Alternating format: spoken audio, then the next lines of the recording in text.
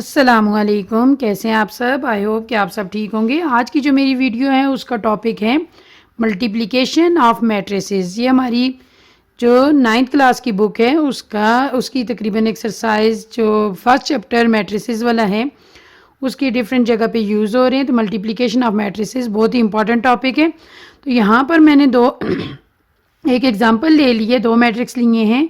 ए हमारे पास row wise इसको पढ़ते हैं -2 1, और दूसरी रो है हमारे पास 1 एंड 1। और इसी तरह बी है हमारे पास रो वाइज 2 1 3 2। अब मैं आपको बताती चलूँ कि ये जो यानी यूं इसका हम लोग देखते हैं कॉलम, इसे हम बोलते हैं कॉलम। ये वाला कॉलम है, इस तरह से नीचे की तरफ ये हमारे पास कॉलम है, और यूं हमारे पास ये जो साइड होती है ये होती है रो। इस तरह से रो देखी जाती है और इस तरह से कॉलम। इसमें भी दो रोज हैं और दो जो हैं वो कॉलम्स हैं। तो मल्टीप्लिकेशन सिर्फ उस वक्त ही पॉसिबल होती है जब पहले वाला जो मैट्रिक्स आपके पास हो। मेरी बात पे ज़रा तवज्जो दीजिएगा कि जब पहले वाला जो मैट्रिक्स आपके पास है, अगर उसके नंबर ऑफ कॉलम जो हैं, इसमें नंबर ऑफ कॉलम जिस तरह हमारे पास हैं 2, इसके नंबर ऑफ कॉलम दूसरे मैट्रिक्स के नंबर ऑफ रोज के इक्वल हों तो फिर पॉसिबल है। यानी इसमें तो डायमेंशन बिल्कुल सेम है, यहाँ पर नंबर ऑफ कॉलम जो है नंबर ऑफ रोज के इक्वल हैं, तो यहाँ पर तो पॉसिबल है। तो अगली एग्जांपल में जो लूँगी उसमें मैं आपको क्लियरली समझाऊंगी कि नंबर ऑफ कॉलम्स जिस तरह हमारे पास किस तरह से इक्वल नहीं होते नंबर ऑफ रोज के, तो उस वक्त भी हमारे पास इसकी मल्टीप्लिकेशन पॉसिबल नहीं है। सबसे पहले हम अपनी मल्टीप्लिकेशन की तरफ चलते हैं। यहाँ पर हम कर रहे हैं यानी ए और बी फाइंड कर रहे हैं। ए बी हमने फाइंड करना है, तो सोल्यूशन हम सबसे पहले यहाँ पर लिख लेंगे। यानी ए बी का मतलब है ए मल्टीप्लाई बाय बी, यानी इसे आप ए मल्टीप्लाई बाय बी भी लिख सकते हैं और ए बी भी। जब साइन दरमियान में कोई नहीं है तो इसका मतलब यही है कि ये मल्टीप्लिकेशन हो रही है। सोल्यूशन के बाद हम यहाँ पर ए बी ले लेंगे। सबसे पहले हम यहाँ पर दोनों मैट्रिक्स तरतीब से लिख लेंगे, ए एंड बी। ए हमारे पास -2 1, ये मैं रो वाइज लिख रही हूँ, ये 1 और यहाँ पर भी 1, ये हमारे पास ए मैट्रिक्स है। उसके बाद बी मैट्रिक्स है हमारे पास 2 1 3 2, ये हमारे पास आगे दोनों मैट्रिक्स। हमने ए बी लिखा, यहाँ पर ए और बी को मल्टीप्लाई कर दिया। अब यहाँ से ज़रा आपने बहुत ध्यान से देखना है कि इसमें मल्टीप्लिकेशन करते वक्त हम सबसे पहले फर्स्ट रो को फर्स्ट कॉलम से मल्टीप्लाई करते हैं। यानी हमारे पास जो मल्टीप्लिकेशन होगी वो फर्स्ट रो को फर्स्ट कॉलम से मल्टीप्लाई करेंगे। तो हम लोग किस तरह से करेंगे, देखें। फर्स्ट रो है हमारे पास -2 मल्टीप्लाई बाय फर्स्ट कॉलम का पहला नंबर 2, -2 मल्टीप्लाई बाय 2। उसके बाद आपने क्या करना है, दरमियान में हमेशा साइन जो है वो प्लस करेगा। -2 multiply by 2 first row first column, और यहाँ पर 1 मल्टीप्लाई बाय 3, यानी इसका जो दूसरा नंबर है यहाँ पर रो में दूसरा जो हमारे पास डिजिट है वहाँ पर 1, और दूसरा कॉलम का जो डिजिट है उसके साथ हम इसको मल्टीप्लाई कर लेंगे। फर्स्ट रो फर्स्ट कॉलम हमने कर लिया। अब फिर दोबारा से रो हमारे पास एक ही चल रही है, हम फर्स्ट रो को सेकंड कॉलम से करेंगे, बीच में थोड़ा सा गैप देंगे। यहाँ पर -2 मल्टीप्लाई बाय 1, यानी हम फर्स्ट रो को ही अब सेकंड कॉलम से कर रहे हैं। -2 मल्टीप्लाई बाय 1, और यहाँ पर दरमियान में एडिशन का यानी ऐड का निशान आएगा। फिर देखें -2 को हमने पहले 1 से किया, अब 1 की बारी है, 1 को हम करेंगे 2 के साथ। 1 मल्टीप्लाई बाय 2, पहले हमने यहाँ पर फर्स्ट रो फर्स्ट कॉलम, फिर फर्स्ट रो सेकंड कॉलम। ये देखिए फर्स्ट रो फर्स्ट कॉलम को मल्टीप्लाई करके हमने ये लिख दिया फर्स्ट रो सेकंड कॉलम। यानी ये आपने जो जुमला में बोल रही हूँ इसको याद रखना है, फर्स्ट रो फर्स्ट कॉलम और फिर फर्स्ट रो सेकंड कॉलम। क्योंकि रो हमारे पास फर्स्ट ही है इसलिए ये हम एक ही रो में लिखेंगे। उसके बाद अब आती है दूसरी रो की बारी। अब उसके बाद हमने वही तरतीब लेनी है, second row first column second row second column. तो यहाँ पर सेकंड रो का हम पहले जो नंबर है हमारे पास वो है 1 मल्टीप्लाई बाय फर्स्ट कॉलम में हमारे पास पहला नंबर है 2, 1 मल्टीप्लाई बाय 2। उसके बाद इस 1 को मल्टीप्लाई करेंगे 3 के साथ, और दरमियान में जो हमारे पास साइन है वो हमारे पास यही रहेगा प्लस का। देखिए अब सेकंड रो की बारी है, यानी इसी रो में हमने आगे लिखना है। तो यहाँ पर फिर हमारे पास आ जाएगा 1 मल्टीप्लाई बाय, अब ये सेकंड रो है तो सेकंड कॉलम है, पहले हमने सेकंड रो को फर्स्ट कॉलम से किया, अब सेकंड रो को सेकंड कॉलम से कर रहे हैं। तो 1 मल्टीप्लाई बाय 1 और 1 मल्टीप्लाई बाय 2, यानी 1 मल्टीप्लाई बाय 2, और दरमियान में साइन हमेशा प्लस करेगा। यहाँ पर मैं एक और बात आपको बताती चलूँ कि हमें पता चलता है कि हमने अपनी मल्टीप्लिकेशन सही की है, यानी ये जो हैं ये आपके पास पेयर्स की शक्ल में आएंगे। यहाँ पर ये देखें, ये 3, ये 2 और यहाँ पर ये 1 1 उसी तरह से पेयर पेयर में आ रहा है। अब यहाँ पर तो देखिए ये तो इत्तेफाक से नंबर एक जैसे जिस तरह 1 1 है, लेकिन यहाँ पर देखिए पहली रो है हमारे पास -2 और 1, तो यहाँ पर रहेगा -2 और 1, -2 यानी +1 है, -2 और 1, इसी तरह से -2 और 1। ये देखिए पहली रो में -2 और 1 था, हमारे पास इधर भी -2 और 1 रहेगा, इधर भी -2 और 1 रहेगा।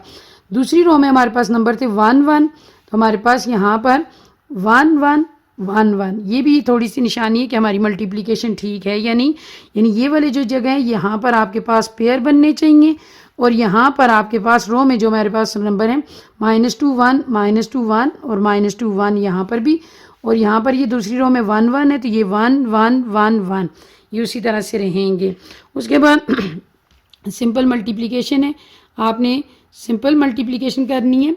हो जाए तो हो सके तो मेरे चैनल को ज़रूर सब्सक्राइब कर लें और बेल आइकन को भी दबा लें ताकि हमारी आने वाली हर नई वीडियो सबसे पहले आपको मिल सके। तो यहाँ पर हम मल्टीप्लिकेशन करते हैं, 2 2 ज़ार हमारे पास क्या आ जाएगा 4, तो यहाँ पर ये -4 आएगा क्योंकि साइन यहाँ पर माइनस क्या है, माइनस प्लस 3 1 ज़ार 3।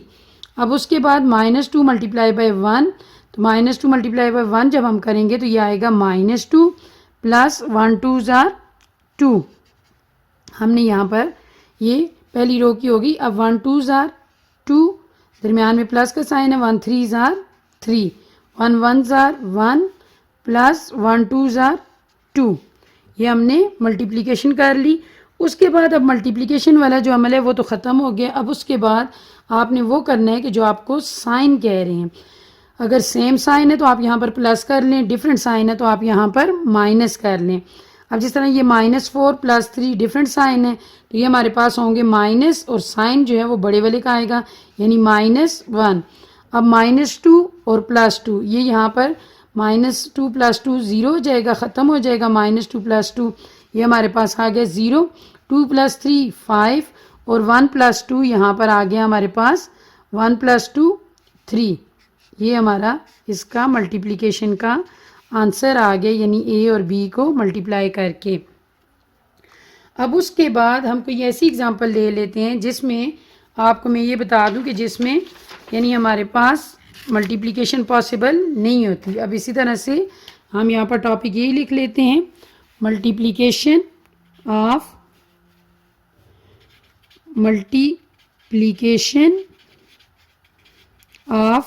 मैट्रिसेस। अच्छा, अब हम लोग कुछ इस तरह से, जिस तरह हम लोगों के पास हम लेट कर लेते हैं। यहाँ पर एक एग्जांपल ए है हमारे पास, ए जो हमारे पास जो मैट्रिक्स हमें गिवन है, ए जिस तरह से है जी हमारे पास हम ले लेते हैं 2 1, ये रो वाइज में लिख रही हूँ, 3 0। ये हमारी बुक का जो क्वेश्चन एक्सरसाइज हमारे पास 1.4 है और उसका क्वेश्चन नंबर 4 है। यहाँ पर 4 और यहाँ पर है -1, ये हमारे पास -1 और यहाँ पर 4, और इसी तरह से ये ए है और हमारे पास बी जो हमारे पास मैट्रिक्स है वो है हमारे पास 1 0 2 और 1। ये आपको मैं बताती चलूँ कि ये एक्सरसाइज 1.4 का क्वेश्चन नंबर 4 का पहला पार्ट है। तो अब इसे जब हम सॉल्व करने लगते हैं तो ये हमें उन्होंने मैट्रिक्स दिया हुआ है, ये मैट्रिसेस दिए हुए हैं दोनों ए और बी। तो क्वेश्चन हमें साथ दे रहे हैं फाइंड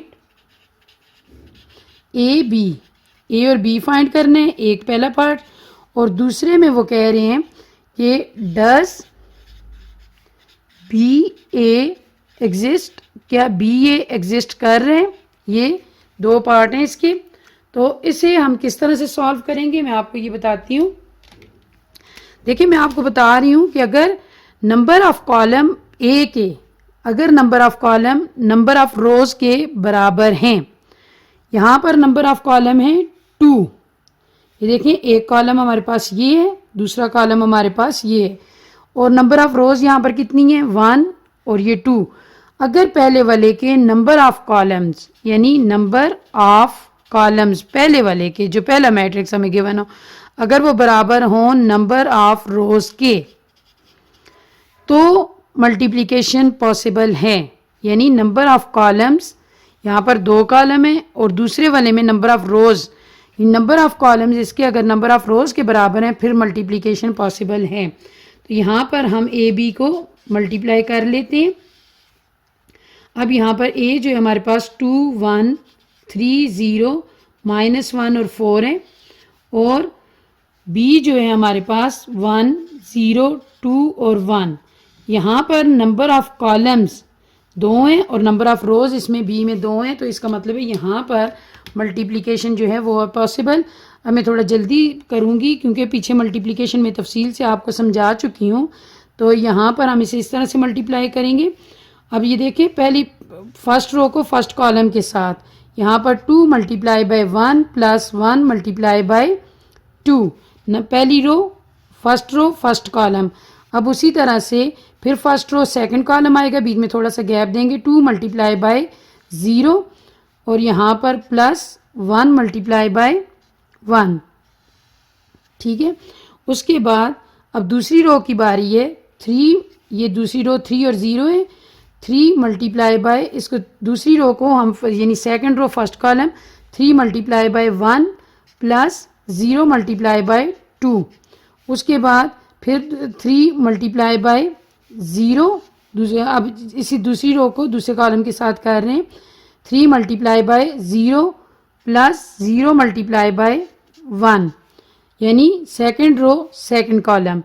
उसके बाद अब थर्ड रो की बारी है। थर्ड रो में हमारे पास नंबर है -1 मल्टीप्लाई बाय फर्स्ट रो की इधर फर्स्ट कॉलम की बारी है 1, और यहाँ पर प्लस -1 को हम यहाँ पर 1 से मल्टीप्लाई करेंगे और 4 को मल्टीप्लाई करेंगे 2 के साथ, 4 मल्टीप्लाई बाय 2, और यहाँ पर फिर रो की बारी है -1 मल्टीप्लाई बाय 0 और प्लस 4 मल्टीप्लाई बाय 1।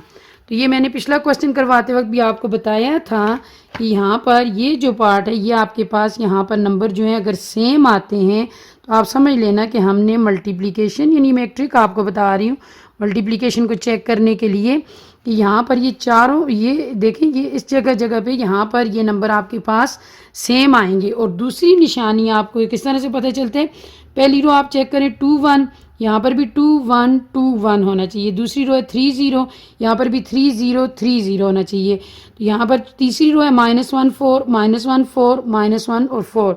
ये यानी हम लोगों की यहाँ पर मल्टीप्लिकेशन हमने सही प्रोसेस से, सही तरतीब से लिखी हुई है। तो उसके बाद हम लोग ए बी को मल्टीप्लाई कर लेते हैं। यहाँ पर हमारे पास आ जाएगा 2 1 2 प्लस 2 1 2, यहाँ पर 2 0 0, हर चीज़ के साथ मल्टीप्लाई होकर 0 कर देता है उस चीज़ को भी। तो यहाँ पर 0 प्लस 1 1 1 आ जाएगा। उसके बाद 3 1 3 प्लस 0 2 0, 3 0 0 प्लस 0 1 0, यहाँ पर भी 0 आ जाएगा। उसके बाद माइनस है, -1 1 1, तो यहाँ पर -1 आ जाएगा। 4 2 8, तो यहाँ पर 4 2 8, 1 0 -1 0 से मल्टीप्लाई होकर 0 हो जाएगा, और प्लस 4 1 4। अब उसके बाद हमारे पास ए बी क्या आएगा, 2 + 2, यहाँ पर आ गया 4, 3 + 0, यहाँ पर आ गया 3, -1 + 8, यह आ जाएगा 7, क्योंकि डिफरेंट साइन है माइनस होंगे, और 0 + 1 यहाँ पर 1 आ जाएगा, और 0 + 0 0, और 0 + 4 4 आ जाएगा। तो ये हमारे पास इसका आंसर है, यानी हमने ए बी को मल्टीप्लाई। अब जो दूसरा पार्ट उसने हमसे पूछा था, डज बी ए एग्जिस्ट। अब मैं यहाँ पर आपको बताती हूँ कि अगर बी है हमारे पास, ये देखें बी हमारे पास क्या है, 1 0 और 2 1, तो यहाँ पर बी ये है, और ए है हमारे पास 2 1 3 0 -1 और 4। तो हम लोग यहाँ पर वो कहते हैं कि डज बी यानी A, B A exist, no. हमारा इसका आंसर क्या होगा, no, B A does not exist, does not exist. क्यों, अब आगे हम साथ इसकी वजह भी बताएंगे, बिकॉज मैंने आपको पहले बताया है कि नंबर ऑफ कॉलम जो पहले वाले के मैट्रिक्स के हैं वो नंबर ऑफ दूसरे की नंबर ऑफ रोज के इक्वल होनी चाहिए। और यहाँ पर नंबर ऑफ कॉलम्स हैं हमारे पास, ये देखें नंबर ऑफ कॉलम ये 1 और ये 1 2, नंबर ऑफ कॉलम्स यहाँ पर कितने हैं, यहाँ पर नंबर ऑफ कॉलम है 2 और यहाँ पर नंबर ऑफ रोज हैं 3। नंबर ऑफ रोज कितनी है, यहाँ पर नंबर ऑफ कॉलम आ गए 2 और यहाँ पर नंबर ऑफ रोज आ गई 3। तो ये आपस में नॉट इक्वल, बराबर तो नहीं है, तो इसलिए number of column is not equal to, because number of columns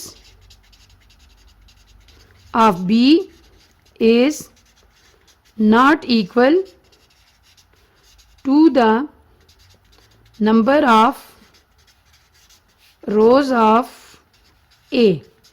मुझे उम्मीद है कि आपको ये जो आज मैंने मल्टीप्लिकेशन का जो कुछ रूल्स वगैरह बताए वो आपको अच्छे से समझ आ चुके होंगे। हो सके तो मेरी वीडियोस को ज़रूर लाइक किया करें, इन्हें शेयर किया करें और हमारे चैनल को हो सके तो ज़रूर सब्सक्राइब कर लें कि आपकी सब्सक्रिप्शन की वजह से हमें मोटिवेशन मिलती है मज़ीद काम करने के लिए। ये एक सदका जारिया भी है, जो लोग अकेडमीज़ वगैरह अफोर्ड नहीं कर सकते तो वो भी यहाँ से अपनी स्टडीज़ को अच्छे यानी स्टडी में को प्रमोट कर सकते हैं। तो अगली वीडियो तक के लिए आपको इजाज़त चाहती हूँ। काइंडली मेरे चैनल को ज़रूर सब्सक्राइब करें और हमें सपोर्ट करें।